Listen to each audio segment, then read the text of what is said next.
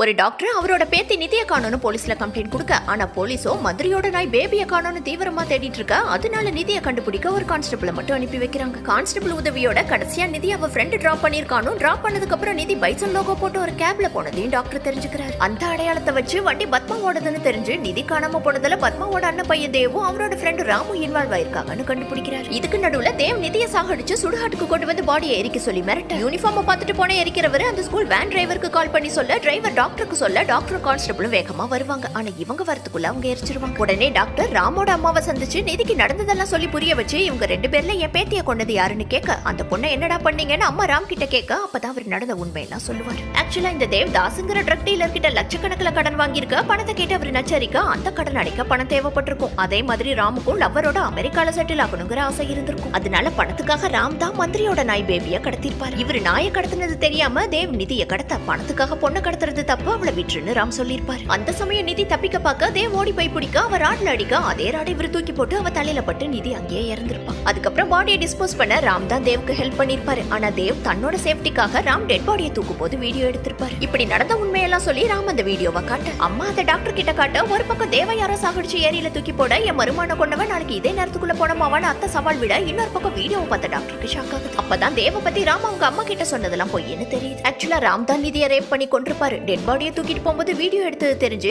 என்னைக்கு இருந்தாலும் பிரச்சனை வரும்னு தேவையும் கொண்டுட்டாரு. டாக்டர் அந்த வீடியோவை ஜூம் பண்ணி பார்க்கும்போது ராம் உடம்புல இருந்து ரத்தம் வந்துட்டு இருக்கும். ஏன்னா நிதி தூக்கி போட்ட ராடால தான் அந்த காயம் பட்டிருக்கும். இதை வச்சே ராம் தான் கொலகாரன்னு கண்டுபிடிச்சு அதை ராமோட லவர் சத்யா கிட்ட சொல்லுவார். ஏன்னா இன்னைக்கு இவர் பேத்திக்கு நடந்தது சின்ன வயசுலயே சத்யாக்கு நடந்து, அதனால மனதளவுல பாதிக்கப்பட்டு உடம்புல நடுக்கம் ஏற்பட்டு இப்ப வரைக்கும் இந்த டாக்டர் கிட்ட தான் ட்ரீட்மெண்ட் எடுத்துட்டு இருக்காங்க. மறுபடியும் அப்படி ஒரு நிலைமை வந்தா யூஸ் பண்ணிக்கன்னு டாக்டர் அவரோட கண்ணை கொடுக்க, அந்த கண்ணாலேயே சத்யா ராம ஷூட் பண்ணி சாகடிக்க, சவால் விட்டு அத்தைக்கு வேலை இல்லாம போகும். அதே நேரத்துல இங்க நிதியும் இறந்திருக்க மாட்டான். கடைசி நேரத்துல உயிர் இருக்கிறது தெரிஞ்சு போன எரிக்கிறவர் தான் காப்பாத்திருப்பாரு. அவளுக்கு பதிலா அங்க ஏற்கனவே இருந்த ஒரு டெட் பாடியை எரிச்சிருப்பார். இது ஆல்ரெடி டாக்டருக்கும் தெரியும். ஆனா பேத்தி உயிரோட இருக்க விஷயத்த வெளியே சொல்லாம மறைச்சிருப்பாரு.